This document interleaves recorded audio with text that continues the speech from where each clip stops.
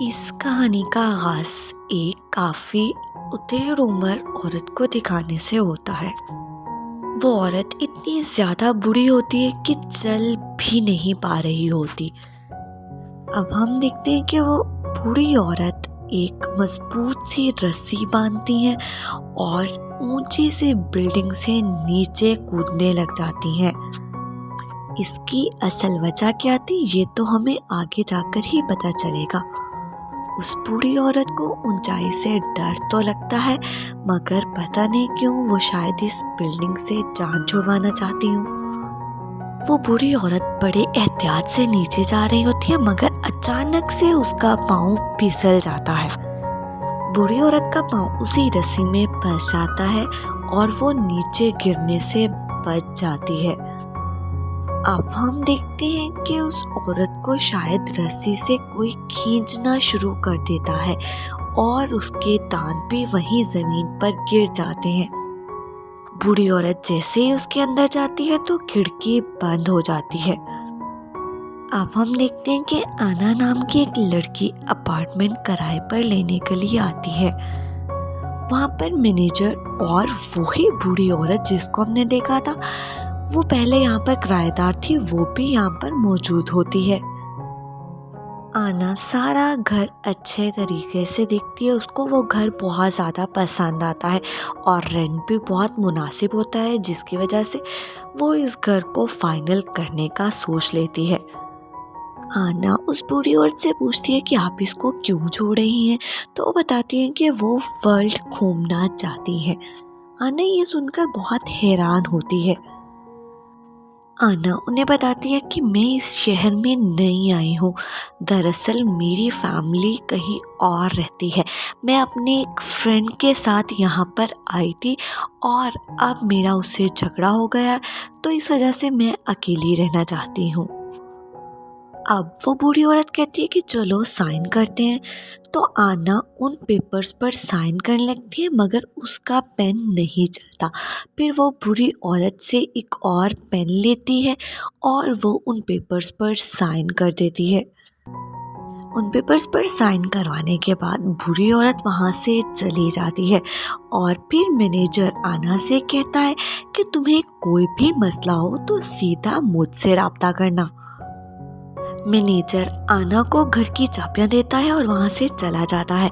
आना पूरे घर की सफाई करती है और दीवार को पेंट भी कर डालती है। पूरे घर में बहुत ज़्यादा धूल मिट्टी हो रही थी, इस वजह से आना पूरे घर की अच्छे से सफाई करती है और उस कपड़े को भी डस्टबिन में फेंक आती है। मगर जैसे ही वो फेंक कर वापस आती है तो सभी सामान वहाँ पर मौजूद होता है।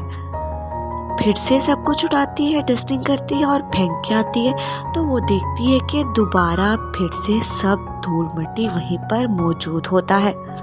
आना ने कुछ फ्रूट्स रखे हुए होते हैं जो कि बड़े बड़े बासी हो जाते हैं।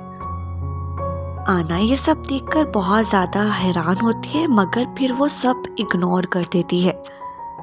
सफाई करते करते जब आना की नज़र एक शीशे पर पड़ती है तो वो देखती है कि उसके फेस पर बहुत ज़्यादा झुर्रियाँ पड़ गई थी। अब इसी काम में जब वो बहुत थक जाती है तो वो सोफे पर लेटकर सो जाती है। रात में अचानक से रेडियो चलने लग जाता है, जिसकी वजह से आना नींद से उठकर उसको बंद करती है और वो फिर से शीशा देखती है, जिसमें अब वो पहले से भी ज़्यादा बूढ़ी लग रही थी। इसके बाद आना बहुत ज़्यादा परेशान होती है और वो सीधी मैनेजर के पास जाती है।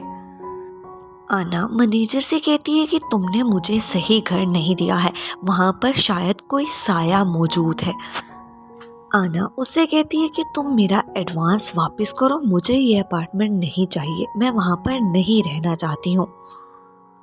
मैनेजर उससे कहता है कि तुमने कॉन्ट्रैक्ट पेपर पर साइन किए हैं और उस पेपर पर साफ साफ लिखा है कि नए आने वाले से पहले कोई भी किराएदार अपार्टमेंट को छोड़कर नहीं जा सकता है। आना उसको पढ़ने की कोशिश करती है मगर वो कुछ समझ में नहीं आता। फिर वो आना को एक ग्लास पेपर देता है और उस ग्लास पेपर के साथ आना ये पढ़ पाती है। आना को बहुत ज़्यादा गुस्सा आता है और फिर वो वहाँ से चली जाती है। अब आना अपने डॉक्टर के पास जाती है और अपने टेस्ट करवाती है। आना डॉक्टर से कहती है कि मुझे मेरी हेल्थ रिपोर्ट बनाकर दें, मैं पुलिस के पास जाना चाहती हूँ और इस मैनेजर के ख़िलाफ़ रिपोर्ट करना चाहती हूँ। डॉक्टर उसे कहती है कि ये कोई सही तरीका नहीं है। तो आना गुस्से से उसे कहती है कि मैं अपनी मर्ज़ी से जो करना चाहूँगी वो करूँगी, मैं आपसे मशवरा नहीं ले रही। अब आना अपना आईडी कार्ड निकाल कर देखती है तो उससे सब कुछ मिट चुका था। ये सब काफ़ी शॉकिंग था। अब आना रात गुजारने के लिए एक होटल में जाती है तो होटल का मैनेजर उससे फिर से आईडी कार्ड मांगता है। वो आईडी कार्ड निकालती है तो उस पे उसकी तस्वीर मौजूद ही नहीं होती। वो ज़्यादा रेंट पे करके एक रूम लेती है और वहाँ पर जब रात में उठती है तो उससे चला ही नहीं जा रहा होता। जब वो जाकर शीशे में अपना चेहरा देखती है तो वो बहुत ज़्यादा बूढ़ी हो चुकी थी। उसके फेस पर रिंकल्स और झुर्रियाँ पड़ चुकी थी। आना अब खांसने भी लग जाती है। वो अपनी हालत देखकर सीधे मैनेजर के पास जाती है मगर मैनेजर उसकी हालत देखकर बिल्कुल भी हैरान नहीं होता। चूँकि मैनेजर पहले से ही ये जानता था, वो बताता है कि इस अपार्टमेंट में से जो भी बाहर जाता है उसकी यही हालत होती है। अगर तुम अपार्टमेंट में ही रहती तो तुम्हारी ये हालत कभी भी ना होती। अभी भी तुम्हारे लिए बेहतर यही है कि तुम उस अपार्टमेंट में वापस चली जाओ और वहीं पर अपनी ज़िंदगी गुजारो, क्योंकि अब तुम इसी तरह की रहोगी। आना अब गुस्से से अपने अपार्टमेंट में वापस चली जाती है और मैनेजर देखता है कि उसकी माचिस की डब्बी वहाँ पर मौजूद नहीं है। वो जल्दी से आना के अपार्टमेंट की तरफ भागता है। दूसरी तरफ हम देखते हैं कि आना अपने सारे अपार्टमेंट में कुछ छिड़क रही होती है और वो उसके बाद तीली जलाकर नीचे फेंकती है मगर वो अपार्टमेंट आग को पकड़ता ही नहीं है। ये सब देखकर अपार्टमेंट में मौजूद साय को गुस्सा आता है तो वो आना का गला दबाने लग जाता है और उसके मुंह में एक कपड़ा डाल देता है, जिसकी वजह से उसका सांस घुटने लग जाता है। मैनेजर जैसे ही दरवाज़ा खोलकर अंदर आता है तो वो देखता है कि आना अपनी आखिरी सांसें ले रही होती है। मैनेजर आना की जान बचाता है। मैनेजर आना को बताता है कि कुछ साल पहले बहुत सारी कॉलेज की यंग लड़कियां यहाँ पर आई थी और इस अपार्टमेंट में रहने की वजह से वो सब बहुत बूढ़ी हो चुकी थी। ये न्यूज़ खबरों में भी आई थी मगर यहाँ पर गवर्नमेंट भी कुछ नहीं कर पा रही है, क्योंकि इस अपार्टमेंट में जो भी साया है वो बहुत ज़्यादा ताकतवर है। एक शख्स ने यहाँ पर जादू करने की कोशिश की मगर वो अचानक से बेमौत ही मारा गया। इस सब की वजह से गवर्नमेंट ने अब इस बात को छुपा कर रखा हुआ है और वो इसके खिलाफ कोई भी एक्शन नहीं ले रहे। अगर तुम यहाँ से जाना चाहती हो तो तुम्हारे लिए बेहतर यही है कि तुम कोई नया किराएदार ढूंढ डालो और अपनी जान यहाँ से छुड़वा लो। ये सब कहकर मैनेजर वहाँ से चला जाता है। अब आना बहुत ज़्यादा सोचो विचार करती है। फिर वो अपने फ्रेंड के पास जाने का फ़ैसला करती है। वहाँ पर जाकर उससे मिलती है तो वो इसको पहचान ही नहीं पाता। वो समझता है कि ये शायद आना की ग्रैंड मदर है। आना उसे यकीन दिलाने की बहुत कोशिश करती है मगर वो उस पर यकीन नहीं करता है। अब आना देखती है कि कोई औरत उसको बुला रही है। फिर पता चलता है कि वो उसके फ्रेंड की वाइफ होती है और वो लोग किराए के लिए घर ढूंढ रहे थे मगर आना उनको कुछ भी कहे बगैर वहाँ से वापस आ जाती है। अब जब आना रात में सो रही होती है तो फिर से रेडियो चल जाता है और लाइट्स ऑन हो जाती हैं। अचानक से खाना बनकर आना के सामने आ जाता है। आना अपने बिस्तर से उठती है और वो खाना बास्केट में फेंक देती है। फिर वो देखती है कि वहाँ पर चाय भी बनी हुई होती है। वो भी फेंक रही होती है, मगर अचानक से उसका थोड़ी सी चाय पीने को दिल करता है।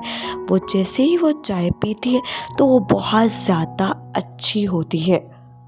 अब आना ने जो बिस्किट गिराए होते हैं वो भी उठाकर खाने लग जाती है। आना अब इस कदर कमज़ोर हो चुकी थी कि उसको चलने के लिए लाठी का सहारा लेना पड़ता था। अब आना देखती है कि उसके बाजू में कुछ चल रहा है। वो जैसे ही अपनी स्किन को खींचने की कोशिश करती है तो उसकी स्किन उखड़ने लग जाती है। उसके अंदर से कुछ तारे गुजर रही होती हैं। अब आना समझ जाती है कि शायद उसकी मौत का वक्त करीब आ चुका है। वो जल्दी से मैनेजर को बुलाती है। अब अगले ही सीन में हम देखते हैं कि एक कपल अपार्टमेंट देखने के लिए आता है। वो इतना कम किराया सुनकर आना की तरह बहुत ज़्यादा खुश होता है। वो कोई और नहीं बल्कि आना का दोस्त और उसकी वाइफ ही थी। वो दोनों अपार्टमेंट देखकर बहुत ज़्यादा खुश हो जाते हैं क्योंकि इसकी प्राइस बहुत ज़्यादा कम थी। आना का फ्रेंड जैसे ही एग्रीमेंट पे साइन करने लगता है तो आना को अपना वक्त और अपनी तकालीफ याद आने लग जाती है। वो जल्दी से उसके हाथ के ऊपर गरम गरम चाय गिरा देती है और उसे कहती है, यहाँ से चले जाओ, दोबारा लौटकर यहाँ पर कभी मत आना। इस सब से एक बात तो वाज़ेह हो गई थी कि आना अब यहाँ से बाहर नहीं जाना चाहती, या फिर शायद वो किसी और को ये तकलीफ़ नहीं देना चाहती। आना के पास अपने दोस्त से मुँह बदला लेने का सारा मौका मौजूद था, मगर वो अब किसी और को तकलीफ़ में नहीं देखना चाहती थी। अब मैनेजर भी जैसे ही वहाँ से जाने लगता है तो आना उससे कहती है कि तुम प्लीज़ मेरा एक काम करना, यहाँ से जाने के बाद बाहर से इस दरवाजे को लॉक कर देना और कोशिश करना काफ़ी अरसे तक इस दरवाजे को ना खोलो। मैं इस अपार्टमेंट का ख़ात्मा करना चाहती हूँ और मैं नहीं चाहती कि मज़ीद किसी की ज़िंदगी इस अपार्टमेंट की वजह से बर्बाद हो। मैं तो मर ही जाऊंगी और इस अपार्टमेंट में मौजूद साया भी शायद वक्त के साथ ख़त्म हो जाएगा। मैनेजर आना की इस बहादुरी को दाद देता है और वहाँ से चला जाता है। अब आना इस कदर कमज़ोर हो चुकी थी कि उसकी टांगों में चलने के लिए जान तक बाकी नहीं थी। आना खिड़की के पास जाती है और ठंडी हवा लेती है, जिससे उसको बहुत ज़्यादा सुकून मिलता है। उसको लगता है कि उसकी ज़िंदगी की आखिरी सांसें चल रही हैं। अब आना सोफे पर सर रखकर आराम से लेट जाती है और वो सोफे को कहती है कि बस कर दो, और कितनी जिंदगियां निगलना चाहते हो। ये कहकर आना सोफे पर आंखें बंद करके लेट जाती है और उसका सर सोफे में ही शामिल हो जाता है। कुछ ही देर में हम देखते हैं कि उसका जिस्म भी उस सोफे में समाने लग जाता है। कुछ ही देर में आना की बॉडी सोफे का ही एक हिस्सा बन जाती है और उसका दिल रस्सियों की शक्ल इख्तियार कर जाता है। उसके सर की जगह एक वाइट कवर आ जाता है। इस तरह से आना की जिंदगी का खात्मा हो जाता है। इसके साथ ही इस कहानी का इख्तिताम होता है।